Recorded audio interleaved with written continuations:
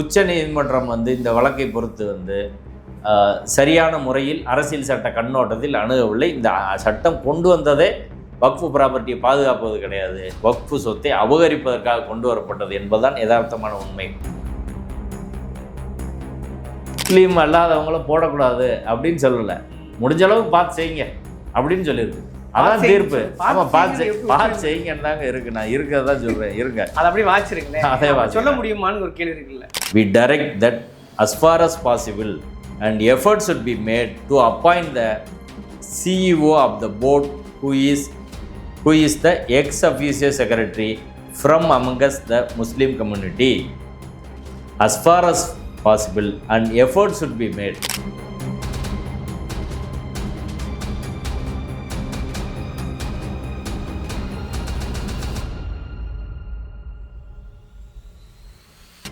இஸ்லாமிய மத நிறுவனங்களில் இஸ்லாமியர் அல்லாதோர் இருந்து நிர்வாகம் பண்ணலான்னு கொண்டு வர்றது இருக்குல்ல, இது முழுக்க அரசியல் சட்டத்துக்கு விரோதமானது. பார்த்தாலே நம்மளுக்கு தெரியும். இப்போ உதாரணத்துக்கு திருப்பதி கோயிலில் 4 முஸ்லீமு 2 கிறிஸ்டின்னு 2 நாத்திகர்களை போடுவோம், ஏற்றுக்குருவாங்களா?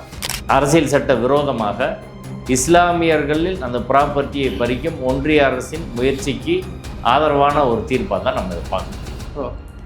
சில ப்ரொவிஷன்ஸ் ஸ்டே பண்ணியிருக்கதா சொல்கிறாங்க. என்ன ஸ்டே பண்ணியிருக்காங்கன்னு பார்ப்போம். அதாவது என்ன இதில் இறுதியாக ஸ்டே பண்ணியிருக்கிறாங்கன்னா,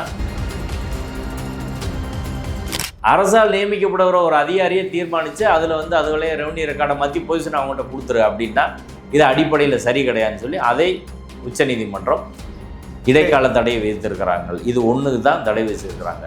அடுத்து 3வது முக்கியமான ஒரு விஷயத்தை எல்லாம் சொல்கிறாங்க.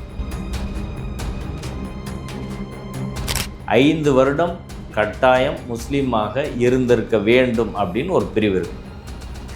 இந்த பிரிவை உச்சநீதிமன்றம் எடுத்தோன்னே சொல்லி இதை ஸ்டே பண்ணுற மாதிரி வெளியில் சொல்கிறாங்க. ஆனால் ஸ்டே பண்ணலை. உச்சநீதிமன்றம் இதற்கு முழுமையாக தடை விதிக்கவில்லை. என்ன சொல்லியிருக்கிறாங்கன்னா,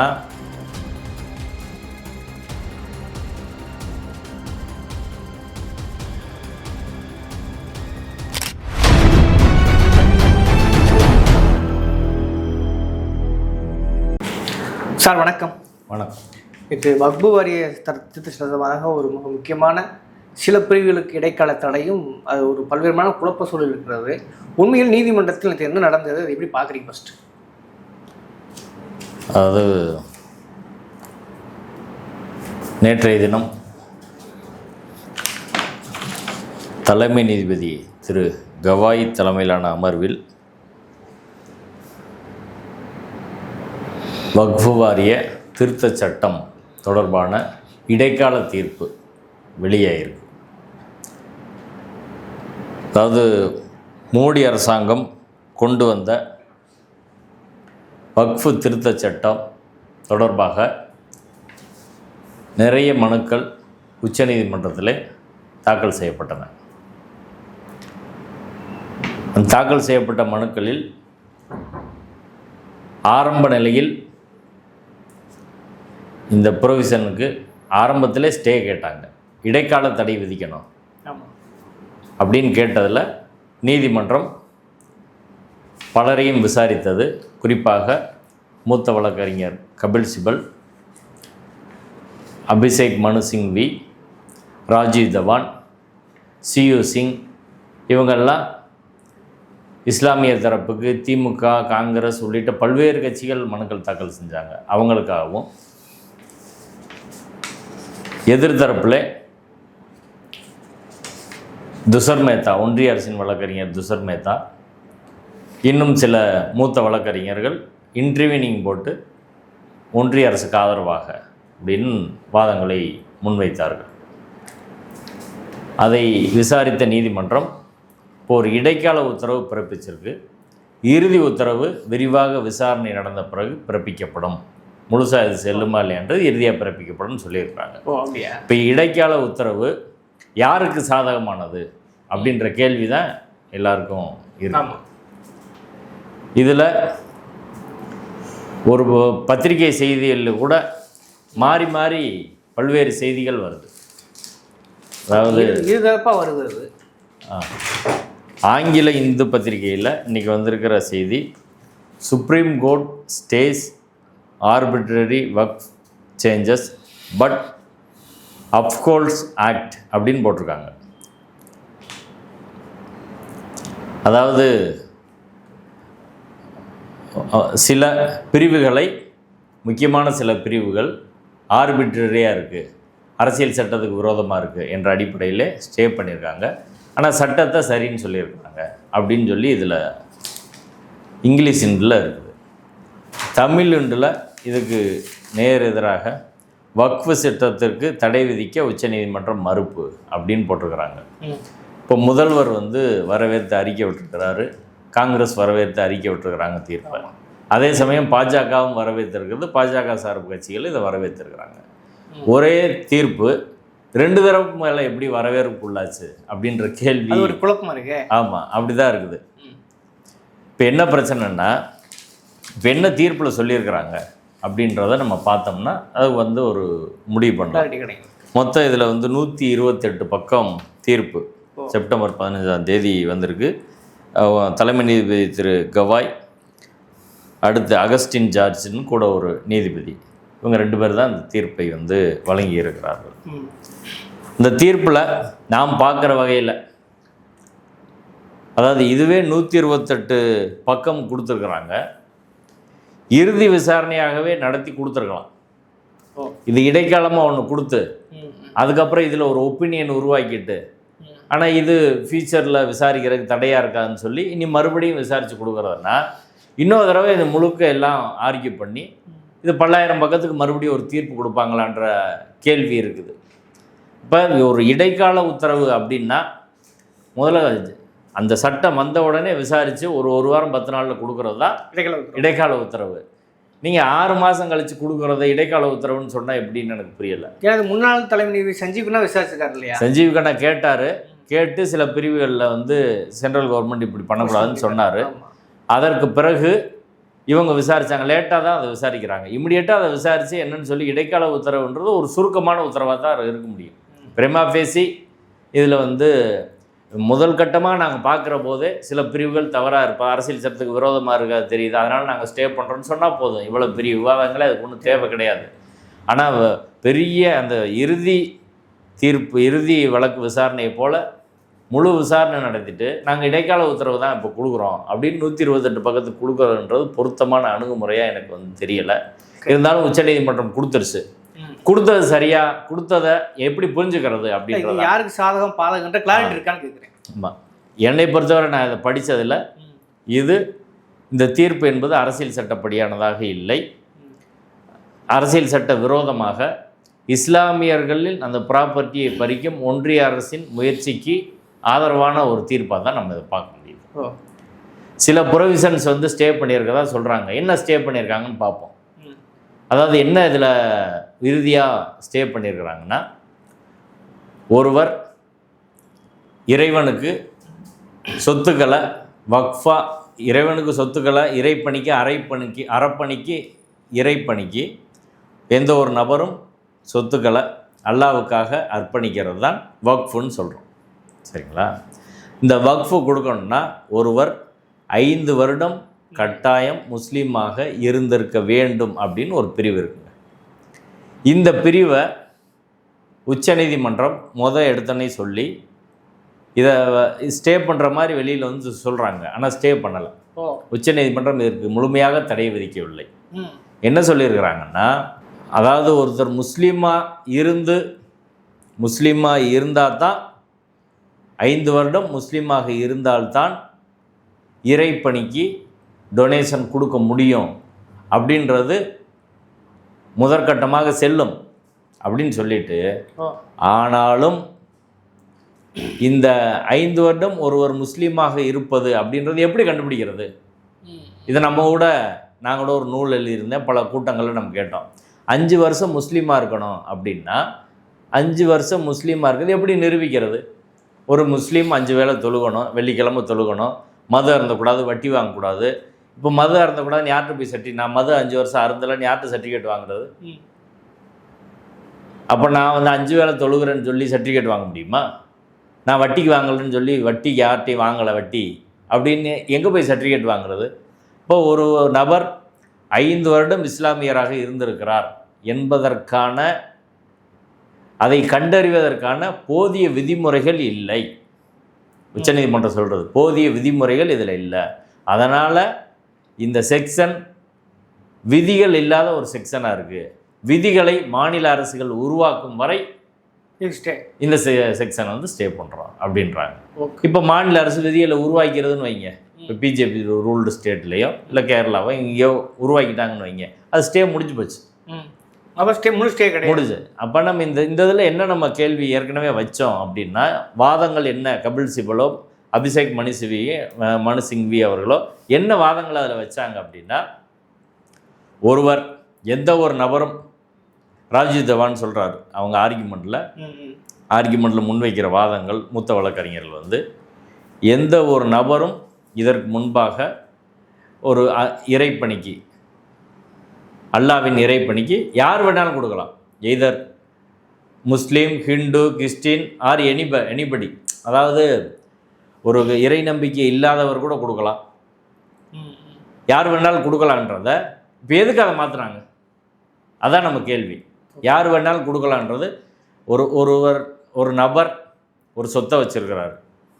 சொத்துரிமை என்பது அரசியல் சட்ட உரிமை, ஆர்டிகல் 307. அந்த சொத்தை அவர் எப்படி பயன்படுத்த வேண்டும் என்பதை அரசாங்கம் தீர்மானிக்குமான்றதா நம்ம கேள்வி. ஓகே, ஒரு சொத்து, அதுக்கு அரசியல் சட்ட உரிமை. அந்த நபர் அவர் பிள்ளைகளுக்கு எழுதி வைப்பார். சுய சம்பாத்திய சொத்துன்னா ரோட்டில் போகிறவனு கூட எழுதி வைப்பார். ரோட்டில் போகிறவனு கூட எழுதி வைக்கலாம் அப்படின்னு இருந்தால் அது வக்ஃபு கொடுக்கலாம்ல, இறைப்பணி கொடுக்கலாம்ல. அது ஹிந்து கோயிலுக்கு கொடுக்கலாம், கிறிஸ்டின் சர்ச்சுக்கு கொடுக்கலாம், அங்கே இஸ்லாமிய முஸ்லீம் இதுக்கு வந்து கொடுக்கலாம், யாருக்கு வேணாலும் கொடுக்கலாம். அப்படி ஒரு இந்திய குடிமகன் ஒருவர் அவர் சொத்தை எப்படி பயன்படுத்த வேண்டும் என்பதை ஸ்டேட் கவர்மெண்ட்டோ இதை கவர்மெண்ட் தீர்மானிக்குமான்றதான் நம்ம கேள்வி. அரசாங்கம் அதை ஏன் தீர்மானிக்கணும்? இப்போ யார் வேணாலும் கொடுத்தேன். இப்போ இந்து கோயிலுக்கு யார் வேணாலும் கொடுக்கலாம்ல. மீனாட்சி அம்மன் கோயிலுக்கு ஒரு முஸ்லீம் வந்து கொடுக்குறாங்க, கடனால வரலாறு இருக்கு. ஆமாம், நிறைய கொடுத்துருக்குறாங்க. எல்லா கோயிலுக்கும் கொடுத்துருக்காங்க, திருப்பரங்குன்றம் கோயிலுக்கு கொடுத்துருக்குறாங்க, எல்லாத்துக்கும் கொடுத்துருக்குறாங்க.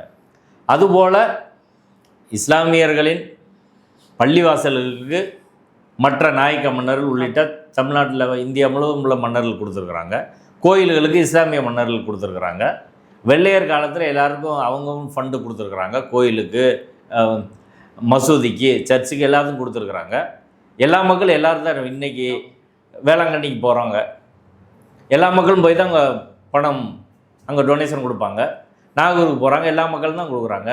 இப்போ மீனாட்சி அம்மன் கோயிலுக்கு இஸ்லாமியர்கள் வந்து உண்டியலில் போட்டால் நீங்கள் போடக்கூடாதுன்னு சொல்லுவீங்களா? போடக்கூடாதுன்னு சொல்ல முடியாதுல்ல. யார் வேணாலும் டொனேஷன் பண்ணலாம். இப்போ திருப்பதி கோயிலுக்கு போய் ஒரு முஸ்லீம் பணக்காரர் ஒருத்தர் 100 கோடி கொடுக்குறாரு, வேணான்னு சொல்லிடுவீங்களா? இப்போ யார் வேணாலும் டொனேஷன் கொடுக்கலாம், யார் வேணாலும் வக்ஃபு கிரியேட் பண்ணலான்றது தான் சரியான ஒரு அணுகுமுறையாக இருக்கும், அரசியல் சட்ட அணுகுமுறையாக இருக்கும். இப்போ அபிஷேக் மனு சிங்வி என்ன வாதத்தை முன்வைக்கிறாரு அப்படின்னா, ஆர்டிகல் 15 இந்திய அரசியல் சட்டம் சரத்து பிரிவு 15 சாதி, மத, இன, மொழி அடிப்படையில், பாலின அடிப்படையில் பாகுபாடு கூடாதுன்னு சொல்லியிருக்கு. நீங்கள் இந்து கோயில்களுக்கு இஸ்லாமியர்கள், கிறிஸ்தவர்கள் யார் வேணாலும் டொனேட் பண்ணலாம், சர்ச்சுக்கு யார் வேணாலும் டொனேட் பண்ணலாம்.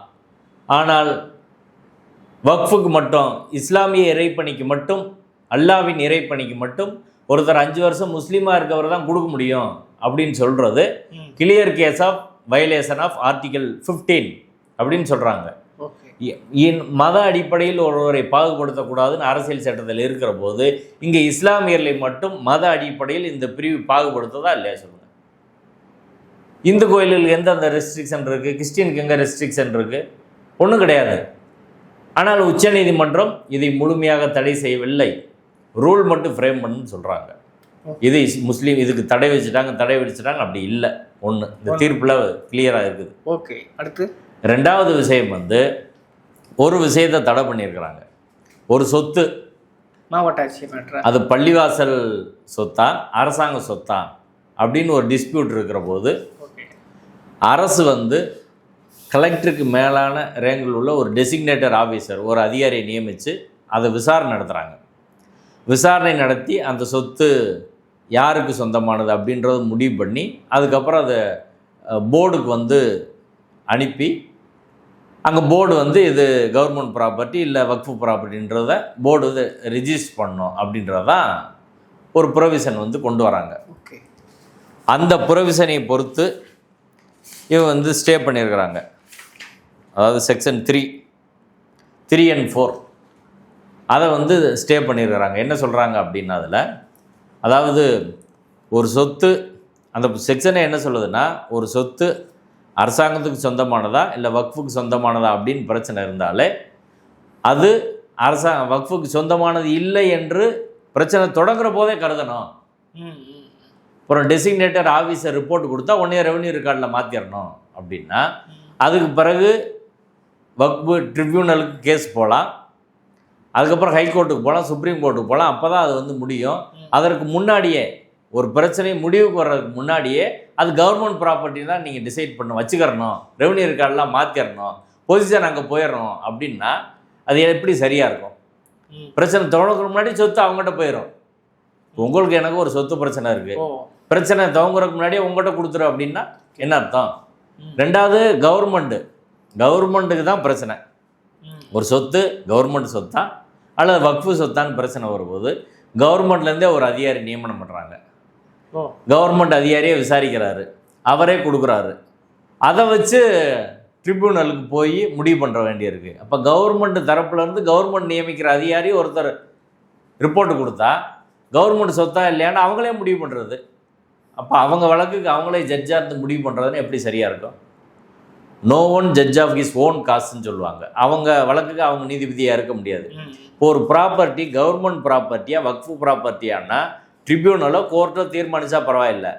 அரசால் நியமிக்கப்படுகிற ஒரு அதிகாரியை தீர்மானித்து அதில் வந்து அதுகளே ரெவன்யூ ரெக்கார்டை மாற்றி பொசிஷன் அவங்கள்ட்ட கொடுத்துரு அப்படின்னா இது அடிப்படையில் சரி கிடையாதுன்னு சொல்லி அதை உச்சநீதிமன்றம் இடைக்கால தடை விதித்திருக்கிறாங்க. இது ஒன்றுக்கு தான் தடை வச்சிருக்கிறாங்க. அடுத்து மூன்றாவது முக்கியமான ஒரு விஷயத்தை வந்து எல்லாம் சொல்கிறாங்க. அதாவது சென்ட்ரல் வக்ஃப் கவுன்சில், ஸ்டேட் வக்ஃப் கவுன்சில், மத்திய வக்ஃப் வாரியம், இங்கே வந்து மாநில வக்ஃப் வாரியம். இதில் என்ன பிரச்சனைன்னா, ஏற்கனவே இப்போ புதிய சட்டத்தில் 22 பேர் அதில் சென்ட்ரல் வக்ஃப் கவுன்சிலில் உறுப்பினராக இருக்கிறாங்க. ஒன்றிய அரசின் அமைச்சர் தவிர மீதி 21 பேர். ஏற்கனவே இருந்ததில் 21 உறுப்பினர்கள் இருந்தாங்க. பழைய சட்டத்தில் 21 பேரில் ஒன்றிய அரசின் அமைச்சரை தவிர, அமைச்சர் யார் வராங்களோ அவங்க இருப்பாங்க, மீதி 20 பேர் முஸ்லீமாக தான் இருந்தாங்க. இப்போ 22 பேர் இருக்காங்க. இந்த 22 பேரில் எப்படி இப்போ சட்டம் கொண்டு வந்திருக்கிறாங்கன்னா 12 பேர் இஸ்லாமியர் அல்லாதோர் இருக்கலாம், மெஜாரிட்டி முஸ்லீம் அல்லாதவங்க இருக்கான்னு இப்போ சட்டம் கொண்டு வந்திருக்காங்க. அதே போல் ஸ்டேட்டில் வந்து மாநில வக்ஃப் கவுன்சிலில் 14 பேர் மெம்பர்கள். அந்த 14 பேரில் வந்து 7 பேர் நான் முஸ்லீம் இருக்கலாம் அப்படின்ற மாதிரி கொண்டு வந்திருக்கிறாங்க. அப்போ மெஜாரிட்டி இஸ்லாமியர் அல்லாதோர் இருக்கலாம் அப்படி என்பது இப்போ கொண்டு வந்திருக்கிற புதிய சட்டம். இதை தான் நீதிமன்றத்தில் கேள்விக்கு உட்படுத்துகிறாங்க. அதாவது இஸ்லாமியர்களின் சொத்துக்களை நிர்வாகம் பண்ணுறதுக்கு, வக்ஃபை நிர்வாகம் பண்ணுறதுக்கு இஸ்லாமியர் அல்லாதவரை மெஜாரிட்டியாக போட்டால் எப்படி சரியாக இருக்கும் அப்படின்ற கேள்வியை உச்சநீதிமன்றத்தில் எழுப்பி, இது முழுக்க முழுக்க அரசியல் சட்டத்தில் உத்தரவாதம் செய்யப்பட்ட பிரிவு 25, ஒருவர் தாம் விரும்புகிற மதத்தை விரும்புகிற முறையில் கடைபிடிக்கலாம், பிரச்சாரம் பண்ணலாம், நடைமுறைப்படுத்தலாம். இது ஆர்டிகல் 25 அவருக்கான உரிமை. ஆர்டிகல் 26 அதாவது ஒரு மத உட்பிரிவினர் அவங்க விரும்பின முறையில் அவங்க மத நிறுவனங்களை உருவாக்கி நிர்வாகம் செய்வதற்கான உரிமையை ஆர்டிகல் 26 வந்து கொடுக்குது. இப்போ இது பல்வேறு வழக்குகளில் உச்சநீதிமன்றம் மிக தெளிவுபடுத்திருக்கிறாங்க. 1954 சிரூர் மத் கேஸ்ன்னு சொல்லுவாங்க. இந்த சிரூர் மத் கேஸில் 7 நீதிபதிகள் கொண்ட உச்சநீதிமன்ற அமர்வு, அதான் பேஸ் கேஸ் எல்லாத்துக்கும். இப்போது ஒரு மதத்தை பின்பற்றுவது அப்படின்றது அந்த வெறுமனே அந்த மத டெக்ஸ்ட் மட்டும் கிடையாது, அதுக்கான நடைமுறை, ரிச்சுவல்ஸு, சடங்கு எல்லாம் சேர்ந்தது தான் ஒரு மதத்தை பின்பற்றுவது. அதில் அரசாங்கம் தலையிடுவதற்கான அதிகாரம் என்பது பெரிய அளவில் கிடையாது. 3 விஷயத்தில் தான் தலையிடலாம். அதாவது பப்ளிக் ஆர்டர், பொது அமைதி சீர்குலையுது அப்படின்னா அரசாங்கம் தலையிடலாம். ஒரு மத நிறுவனத்தை நடத்துகிற போது அதில் பிரச்சனை ஏற்பட்டு பொது அமைதி சீர்குலையுது அப்படின்னா, மொராலிட்டி, கான்ஸ்டியூஷனல் மொராலிட்டி பாதிக்கப்படுதுன்னா தலையிடலாம். அதாவது ஒரு தனிநபரோட உரிமை, கண்ணியம், தீண்டாமை மாதிரி கடைபிடிக்கப்பட்டால் அதில் அரசாங்கம் தலையிடலாம். மூன்றாவது ஹெல்த்து. இப்போ கொரோனா மாதிரி காலத்தில் அரசாங்கம் தலையிட்டு நீங்கள் மூடி வைங்கன்னு சொல்லலாம். இந்த பப்ளிக் ஆர்டர், மொராலிட்டி, ஹெல்த், இந்த 3 சூழல் தவிர வேறு எந்த சூழ்நிலையும் ஆர்டிகல் 25 உள்ள வழிபாட்டு உரிமையோ 26 உள்ள உரிமையிலோ யாருமே தலையிட முடியாது. ஆர்டிகல் 29 கல்ச்சுரல் ரைட்டு, பண்பாட்டு உரிமைன்றது இருக்குது, அதுலேயும் தலையிட முடியாதுன்றதான். இந்த அடிப்படை உரிமைக்கு முரணாக ஒரு சட்டம் கொண்டு வர முடியாது. இப்போ நம்ம வைக்கிற வாதம் இது அடிப்படை உரிமைக்கு முரணாக இருக்குது அப்படின்றதான். இன்னொன்று, மற்ற மதங்களுக்கெல்லாம் சட்டங்கள் இருக்கிற போது இஸ்லாமியர்களுக்கு மட்டும் ஒரு சட்டம் கொண்டு வர்றது clear case of violation of article 14. சட்டத்தின் முன் அனைவரும் சமம், சட்டத்தின் முன் அனைவருக்கும் சம பாதுகாப்புன்றது ஆர்டிகல் 14. இது பிரிவு 14 அரசியல் சட்டத்தில் இருக்குது. அப்போ நீங்கள் பிரிவு 14 மீறுது, 15 மீறுது, 25, 26, 29 எல்லாவற்றையும் மீறி இந்த பிரிவில் இஸ்லாமிய மத நிறுவனங்களில் இஸ்லாமியர் அல்லாதோர் இருந்து நிர்வாகம் பண்ணலான்னு கொண்டு வர்றது இருக்குல்ல, இது முழுக்க முழுக்க அரசியல் சட்டத்துக்கு விரோதமானது. பார்த்தாலே நம்மளுக்கு தெரியும். இப்போ உதாரணத்துக்கு திருப்பதி கோயிலில் 4 முஸ்லீமு, 2 கிறிஸ்டின்னு, 2 நாத்திகர்களை போடுவோம். ஏற்றுக்குருவாங்களா? வாய்ப்பே இல்லையே. மீனாட்சி அம்மன் கோயிலில் 2 முஸ்லீமை போட்டால் ஏற்றுக்குருவீங்களா? இதே கேள்வியை உச்சநீதிமன்றம் கேட்டுச்சு. திருப்பதி கோயிலில் வேற ஆள் போட்டால் ஏற்றுக்குருவீங்களான்னு. இப்போ அதே உச்சநீதிமன்றம் இப்படி முழுசாக போடக்கூடாதுன்னு சொல்லலை. நாங்கள் நீங்கள் சென்ட்ரல் கவர்மெண்ட் ஒன்றிய வக்ஃபு கவுன்சிலில் 4 பேர் முஸ்லீம் அல்லாதவர் இருந்துக்கலாம். 4 பேர் வரையும் மட்டும் இருக்கணும். 12 பேருன்றது 4 பேரை இப்போதைக்கு சுருக்கிக்குங்க. 7 பேருன்றது 3 பேரா மாநிலத்துக்கு சுருக்கிங்க அப்படின்னு இப்போ சொல்லியிருக்கிறாங்க. 12 பேர் மெஜாரிட்டின்றது மைனாரிட்டி ஆக்கியிருக்காங்க இடைக்கால உத்தரவாக. இறுதி உத்தரவில் என்ன வரும்னு தெரியாது.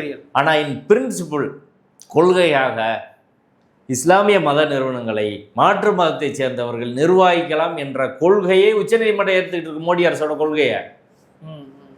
அதுதான் இப்போ அடிப்படையில் பிரச்சனை. நபர்கள் 2-3 பேர் அப்படின்றது அது பிரச்சனை கிடையாது. இப்போ முஸ்லீம்லே வேலூர் இப்ராஹிம் மாதிரி 4 பேரை போட்டு இங்கிட்டு 4 பேர் போட்டால் அது மெஜாரிட்டி வந்துடும்ல, முடிஞ்சு. அதுவும் ஏற்கனவே எலெக்ஷன், இப்போ நாமினேஷன் கவர்மெண்ட் பார்த்து அப்பாயின்ட் பண்ணுறது தான். அது வேற. ஆமாம், கவர்மெண்ட் பார்த்து அப்பாயின்ட் பண்ணுறது தான், முடிஞ்சு போச்சு. அப்போ அவங்க என்ன, இதுலேயே மெஜாரிட்டி அவங்க கொண்டு வந்துட முடியும். அவங்க அடிமை முஸ்லீம்களை கொண்டு வந்து இந்த பக்கம் மற்றவர் பிஜேபி கட்சிக்காரனை போட்டு முழு வக்ஃபோடையும் கண்ட்ரோல் எடுக்கக்கூடிய எல்லா வாய்ப்பும் உச்சநீதிமன்ற இந்த புதிய சட்டத்தில் இருக்குது. உச்சநீதிமன்றம் அதை தடுக்கவில்லை அப்படின்றதான். உச்சநீதிமன்றம் என்ன சொல்கிறாங்கன்னா, முழுமையாக வரக்கூடாதுன்னு சொல்ல முடியாது. பிரமா ஃபேசி நாங்கள் இந்த செக்ஷன் தப்புன்னு நாங்கள் சொல்ல மாட்டோம், அரசியல் சட்ட விரோதமானு சொல்ல மாட்டோம், எண்ணிக்கையை குறைச்சிக்கோங்க. அடுத்து இதை நிர்வாகம் பண்ணக்கூடிய சிஇஓ இதுக்கு முன்னாடி முஸ்லீமாக தான் இருக்க முடியும். இப்போ முஸ்லீம் இல்லாதவங்க சிஇஓவை போடலாம் அப்படின்னு சொல்கிறாங்க. இந்த புதுதாக வந்த சட்டத்தில் சிஇஓவை போடலாம். அதுக்கு சுப்ரீம் கோர்ட் என்ன சொல்லுதுன்னா, முடிஞ்ச அளவுக்கு முஸ்லீமை பார்த்து போட்டுக்கோங்க இப்படின்னு சொல்கிறாங்க. உறுதிப்படுத்தலை, அவங்க முஸ்லீம் அல்லாதவங்கள போடக்கூடாது அப்படின்னு சொல்லலை, முடிஞ்ச அளவுக்கு பார்த்து செய்யுங்க அப்படின்னு சொல்லியிருக்கு. அதான் தீர்ப்பு. ஆமாம், பார்த்து செய்யுங்கன்னு தாங்க இருக்கு. நான் இருக்கிறதான் சொல்கிறேன், இருங்க அதை அப்படியே வாசிருங்களேன். அதே சொல்ல முடியுமான்னு ஒரு கேள்வி இருக்குல்ல. 5வது தீர்ப்பில் கடைசி கன்க்ளூஷனில் 5 இது சொல்கிறாங்க. 6 சொல்கிறாங்க முடிவுகள். அந்த 5வது முடிவு, though we are not inclined to stay the provision of section 23 of the amended Waqf Act, நாங்கள் அதை ஸ்டே பண்ணல section 23. we direct that as far as possible and efforts should be made to appoint the CEO of the board who is the ex officio secretary from amongst the Muslim community. as far as possible and efforts should be made. விரைவாக நீங்கள் ஒரு முயற்சி பண்ணிங்கன்னா நல்லது. இதான் உச்சநீதிமன்றம் சொல்லியிருக்கிறது. இது தவிர இவ்வளோதாங்க உச்சநீதிமன்ற தீர்ப்பில் ஸ்டே தொடர்பாக சொல்லியிருக்குது. இப்போ ஒரே ஒரு ப்ரொவிஷனை ஸ்டே பண்ணியிருக்காங்க, இன்னும் 2 ஸ்டே பண்ணலை. சரிங்களா, ஃபைனல் ஆர்டரில். ஓகே, இப்போ இதை தாண்டி இன்னும் நிறைய பிரச்சனை இருக்குது. ஒர்க் பை யூஸ் அப்படின்றது. அதை நம்ம ஒரு முக்கியமான பிரச்சனையாக சொல்லிகிட்டு இருந்தோம். ஓகே. லிமிட்டேஷன் ஆக்டை இன்னொரு முக்கியமான பிரச்சனையாக சொல்லிகிட்டு இருந்தோம். ஒர்க் பை யூஸ் அப்படின்னா ஒருவர் எழுத்துப்பூர்வமாக டாக்குமெண்ட் பதிஞ்சு தான் இறைப்பணிக்கு சொத்துக்களை கொடுக்கணும் அப்படின்றது இதுவரை இல்லை. ஓரல் கிஃப்டே இஸ்லாமில் பெர்மிசபிள் தான். இப்படி தான் காலங்காலமாக 1000 வருஷத்துக்கு முன்னாடி, 800 வருஷத்துக்கு முன்னாடி, 700 வருஷத்துக்கு முன்னாடி, 500 வருஷத்துக்கு முன்னாடிலாம் பலரும் கொடுத்துருக்குறாங்க. அதுக்கெல்லாம் எந்த டாக்குமெண்ட்டும் கிடையாது. அப்போ ரிஜிஸ்ட்ரேஷன் கிடையாது. அப்படி ஓரலாக கொடுத்துருக்குறாங்க நிறையா. இப்போ என்ன சொல்கிறாங்கன்னா ஓரலாலாம் கொடுக்க முடியாது, உனக்கு டீடு கட்டாயம் வேணும், நீ பதிகிறதுக்கு டீடு கட்டாயம் வேணும்னு சொல்கிறாங்க. ஒன்று. ரெண்டாவது, மேண்டேட்ரியாக எல்லாத்தையும் ரிஜிஸ்டர் பண்ணணும் அப்படின்னு சொல்கிற போது இந்த சட்டம் வந்து 6 மாத காலத்தில் எல்லாத்தையும் ரிஜிஸ்டர் பண்ணணும்னு சொல்கிறாங்க. ரிஜிஸ்டர் பண்ணுறதுக்கு புதுசாக ரிஜிஸ்டர் பண்ணோம்னா ஒரு டீடு, அதாவது சொத்து பத்திரம் வேணும்.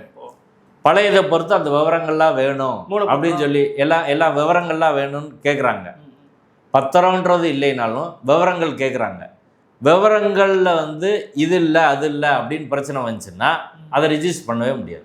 ஆமாம், மூலப்பத்திரம் வெள்ளி பத்திரம்லாம் இருக்கு இல்லையா? ஆமாம், அந்த காலத்தில் இருக்குது. அப்போ அதெல்லாம் ரிஜிஸ்டர் பண்ணவே முடியாது. அப்போ கட்டாயமாக ரிஜிஸ்டர் பண்ணுன்ற ஒரு பிரச்சனை வந்து இருக்குது. இப்போ கோயில் எல்லாம் கட்டாயமாக ரிஜிஸ்டர் பண்ணுன்னு சொல்லுவீங்களா? எல்லாம் அந்த டாக்குமெண்ட் இருக்கா? ஒன்றும் கிடையாது. ஆனால் இப்போ எல்லாத்தையும் நீங்கள் ரிஜிஸ்டர் பண்ணி ஆகணும். இப்போ சுப்ரீம் கோர்ட் கேட்டால் என்ன சொல்கிறாங்க, முன்னாடி இருந்தே ரிஜிஸ்டர் பண்ண சொல்லியிருக்காங்க. ஆனால் ரிஜிஸ்டர் பண்ணலைனாலும் பெரிய எஃபெக்ட் ஒன்றும் கிடையாது. இப்போ கல்யாணத்தை ரிஜிஸ்டர் பண்ணுன்னு சொல்கிறாங்க. நீங்கள் ரிஜிஸ்டர் பண்ணலைனாலும் கல்யாணம் செல்லாதுன்னு ஆயிருமா? அப்படிலாம் கிடையாது. அது போல தான் இருந்துச்சு. ஆனால் இப்போ ரிஜிஸ்டர் பண்ணலாம், முத்தவள்ளிக்கு ஜெயிலு இப்படின்ற மாதிரி அதை வந்து கொண்டு வராங்க. அது செல்லாது அப்படின்னு. அப்போ ரிஜிஸ்ட்ரேஷனை சொல்கிறது ஒர்க் பை யூஸ்னா அனுபவ பாத்தியே இது, அதாவது அனுபவ அடிப்படையிலான உரிமை. இப்போ நீண்ட காலமாக ஒரு சொத்து, அந்த சொத்துக்கு டாக்குமெண்ட் இருக்காது, அது டொனேஷன் வந்து 500 வருஷத்துக்கு முன்னாடி கொடுத்துருப்பாங்க. அதை அனுபவத்தில் இவங்க சுடுகாடோ வேறு எதுக்கோ பயன்படுத்திகிட்டே வருவாங்க, இல்லை ஒரு பள்ளிவாசலுக்கு பயன்படுத்திகிட்டே வருவாங்க. இப்போ என்ன சொல்கிறாங்கன்னா அனுபவ பாத்தியத்தை நீக்கிட்டாங்க. அதை ஸ்டே பண்ண சொல்லி சுப்ரீம் கோர்ட்டில் கேட்டதுக்கு ஸ்டே பண்ண முடியாது அப்படின்னு சொல்லிட்டாங்க. அடுத்து லிமிட்டேஷன் ஆக்ட்.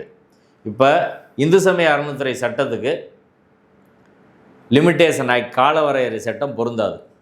நீங்கள் கோயிலுக்கு சொந்தமான ஒரு இடத்துல 20 வருஷம், 30 வருஷம், 50 வருஷம், 100 வருஷம் குடியிருந்தாலும் நீங்கள் அந்த சொத்துக்கு நான் உரிமையாளர் அப்படின்னு கேட்க முடியாது. ஒரு ப்ரைவேட் லேண்டில் நீங்கள் தொடர்ந்து வந்து 14 வருஷம் இருந்தீங்க அப்படின்னா, ப்ரைவேட் லேண்டில் இருந்தீங்கன்னா ஓனருக்கு தெரிஞ்சே இருந்தால் நீங்கள் கேட்கலாம், நான் வந்து அந்த சொத்தை எனக்கு உரிமைன்னு சொல்லுங்கன்னு கோர்ட்டுக்கு போகலாம். ஆனால் கோயில் நிலத்திலே வக்ஃபு நிலத்திலே இருந்தால் நீங்கள் போக முடியாது. இதுதான் ஏற்கனவே உள்ள சட்டம். அதில் தான் லிமிட்டேஷன் ஆக்ட் காலவரையறை சட்டம் கோயில் நிலத்துக்கோ வக்ஃபு நிலத்துக்கோ பொருந்தாது அப்படின்ற ப்ரொவிஷன் இங்கேயும் இருக்குது, அங்கேயும் இருக்குது. இப்போ வக்ஃபுக்கு மட்டும் அதை எடுத்து விட்டாங்க. காலவரையறை சட்டம் பொருந்துன்னு சொல்லிட்டாங்க. அப்போ என்ன பிரச்சனைன்னா, ஒரு 15 வருஷம் 20 வருஷம் உங்கள் நிலத்தில் இருக்கிறவன், 30 வருஷம் 50 வருஷம் இருக்கிறவன், அவன் நிலத்தை கேட்டு நீ கோர்ட்டுக்கு போனால் அவன் இவ்வளோ காலம் இருக்கிறதுக்கான ஆதாரம் இருக்கும், சொத்து புறம் போயிடும். இப்போ ஏராளமான நிலங்களில் வக்ஃபோட நிலத்தில் அரசாங்கம் கைப்பற்றி வச்சுருக்கு, தனிநபர்கள் வச்சுருக்கிறாங்க, அம்பானி மாதிரி ஆளே ஏகப்பட்ட சொத்தை வச்சுருக்கிறான். அப்போ அவங்களுக்கு அதை வச்சு அவங்களுக்குலாம் போயிடும், இப்படி பாதி சொத்து போயிடும். இப்போ லிமிட்டேஷன் ஆக்ட் எடுத்து விடுறதுன்ற உச்சநீதிமன்றத்திலே வாதம் வைக்கப்பட்ட போது அந்த வாதத்தை உச்சநீதிமன்றம் நிராகரித்திருக்கிறது அப்படின்றதான் விஷயம்.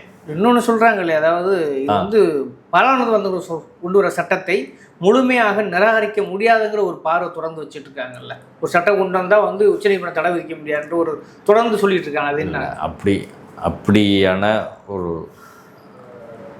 ஒரு பாராளுமன்றம் கொண்டு வர சட்டம் எல்லாத்தையும் உச்சநீதிமன்றம் செல்லுன்னு அறிவிக்கணும் அப்படிலாம் ஒன்றும் கிடையாது. ஒரு சட்டம் அரசியல் சட்டத்துக்கு முரணாக இருந்தால், குறிப்பாக பார்ட் 3 அடிப்படை உரிமைகளுக்கு முரணாக ஒரு சட்டம் கொண்டு வரப்பட்டால் அந்த சட்டத்தை செல்லாது என்று அறிவிப்பதற்கான எல்லா உரிமையும் உச்சநீதிமன்றத்துக்கும் உயர்நீதிமன்றத்துக்கும் உண்டு. ஒரு உதாரணத்துக்கு எடுத்துங்க, 2014 மோடி கவர்மெண்ட் வந்த உடனே ஒரு சட்டம் கொண்டு வந்தாங்க. என்ன ஆக்ட்னா NJAC act, national judicial commission act. நீதிபதிகள் தேர்வு இருக்குல்ல, நீதிபதிகள் தேர்வில் இன்னைக்குள்ள நடைமுறை உயர் நீதிமன்ற உச்சநீதிமன்ற நீதிபதிகள் தேர்வில் கொலிஜியம் உயர் நீதிமன்ற கொலிஜியம் உச்சநீதிமன்ற கொலிஜியம் தான் ரெக்கமெண்ட் பண்ண முடியும் அப்படின்றதான் இன்னைக்குள்ள ஜட்ஜ்மெண்ட் மேட்லா கோர்ட்டு உருவாக்குன சட்டம். கோர்ட்டு தீர்ப்பு சொன்னாலும் அது இன்னைக்கு சட்டம் தான். ஓகே, அதான் இன்னைக்கு நடைமுறையில் இருக்குது. இதை மாற்றுவதற்கான முயற்சியில் மோடி அரசாங்கம் NJSA ஆக்டை கொண்டு வந்தாங்க. அதை விசாரித்த உச்சநீதிமன்றம் அந்த ஆக்ட் வந்து அன்கான்ஸ்டியூஷனல், அரசியல் சட்டத்துக்கு முரணானது அப்படின்னு சொல்லி அதை முழுமையாக ரத்து பண்ணாங்க. ஆமாம், அப்போ தான் தீர்ப்பு வந்தப்போ கூட அருண்ஜேட்லி சொன்னார், அந்த ஜட்ஜ்மெண்ட் வந்து டைரனி ஆஃப் அன்எலெக்டட் அப்படின்னாரு. அதாவது தேர்ந்தெடுக்கப்படாதவர்களின் சர்வாதிகாரம் அப்படின்னு அந்த தீர்ப்பை விமர்சனம் பண்ணார் அருண்ஜேட்லி. அப்போ உச்சநீதிமன்றம் இது மட்டும் இல்லை, இன்னும் பல்வேறு சட்டங்களை செல்லாதுன்னு அறிவிச்சிருக்குது. இதில் இன்ஃபர்மேஷன் டெக்னாலஜி ஆக்டில் செக்ஷன் 66 ஏன்னு நினைக்கிறேன், அதை வந்து ஸ்ட்ரக் டவுன் பண்ணாங்க. அப்படி பல்வேறு பிரிவுகளில் உச்சநீதிமன்றம் செல்லாது என்று அறிவிச்சிருக்குது. அதனால் ஒரு சட்டத்தின் பிரிவுகளை செல்லாது என்று அறிவிப்பதற்கான எல்லா அதிகாரமும் உச்சநீதிமன்றத்துக்கு உண்டு. ஆனால் என்னென்னா ஒரு பெர்சம்ஷன், ஒரு சட்டம் பாராளுமன்றத்திலே சட்டமன்றத்திலே கொண்டு வந்தால் அந்த சட்டம் என்பது வேலிட் என்று நீதிமன்றம் விசாரித்து முடிகிற வரை அதை வந்து பர்சியூம் பண்ணிக்கணும் அப்படின்றது ஒரு மரபாக பின்பற்றப்படுகிறது. ஓகே, ஆனால் அந்த சட்டம் அரசியல் சட்டத்துக்கு விரோதம்னா உச்சநீதிமன்றம் அதை ரத்து பண்ணலாம், இந்த ஸ்டே பண்ணலாம். உதாரணத்துக்கு கவர்னர் வழக்கு பிரச்சனை. இப்போ தமிழ்நாடு அரசு துணைவேந்தர் நியமனம் தொடர்பாக சில சட்டங்கள் கொண்டு வராங்க. அதில் ஆளுநர் கையெழுத்து போட மாட்டார். உச்சநீதிமன்றத்துக்கு அந்த வழக்கு போய் ஆளுநரின் அதிகாரம் தொடர்பாக அங்கே முடிவாகுது. ஆனால் அந்த சட்டம் செல்லுமா செல்லாதான்னு சொல்லி சென்னை உயர்நீதிமன்றத்தில் விடுமுறைக்கார அமர்வில் நீதிபதியில் திரு GR சுவாமிநாதன், லட்சுமி நாராயண் பெஞ்சில் பிஜேபியை சேர்ந்த நெல்லை மாவட்டத்தை சேர்ந்த ஒருவர் வந்து அங்கே வழக்கு தாக்கல் பண்ணி அந்த வழக்கில் ஸ்டே பண்ணாங்களா இல்லையா, நீதிபதி GR சுவாமிநாதன் தடை வச்சாரா இல்லையா, அந்த தடை இன்னைக்கு வரை இருக்குல்ல. ஆமாம், இப்போ ஒரு சட்டத்திற்கு அது உச்சநீதிமன்றம் கொடுத்த தீர்ப்புக்கு, ஆமாம், உச்சநீதிமன்றம் கொடுத்த தீர்ப்பு அது ஆளுநர் தொடர்பானது. இது அந்த சட்டம் செல்லுமா செல்லாதான்றது. இப்போ வக்ஃபோ போல துணைவேந்தர் நியமிக்கும் அதிகாரம் அரசாங்கம் தான் உண்டுன்ற பிரிவு செல்லுமா செல்லாதான்ற இது அரசியல் சட்டத்துக்கு விரோதமானதுன்னு வழக்கு போடுறாங்க. அது விடுமுறை கால அமர்வில் நீதிபதி GR சுவாமிநாதன், நீதிபதி லட்சுமி நாராயண் வந்து அது தடை பண்ணுறாங்க. சரிங்களா? அப்போ நீதிமன்றத்திற்கு தடை செய்கிற அதிகாரம் என்பது உண்டு அப்படின்றதான் அந்த விஷயம். இதிலே பண்ணியிருக்காங்கல்ல, ஒரு செக்ஷனை ஸ்டே பண்ணியிருக்காங்கல்ல, அப்போ பண்ணக்கூடாதுன்னு எப்படி சொல்ல முடியும்? ஓகே, பண்ணுவதற்கான அதிகாரம் இருக்குது. ஆனால் அதை தாண்டி பல்வேறு விஷயங்களில் உச்ச நீதிமன்றம் வந்து இந்த வழக்கை பொறுத்து வந்து சரியான முறையில் அரசியல் சட்ட கண்ணோட்டத்தில் அணுகவில்லை. இந்த சட்டம் கொண்டு வந்ததே வக்ஃபு ப்ராப்பர்ட்டியை பாதுகாப்பது கிடையாது, வக்ஃபு சொத்தை அபகரிப்பதற்காக கொண்டு வரப்பட்டது என்பதுதான் யதார்த்தமான உண்மை.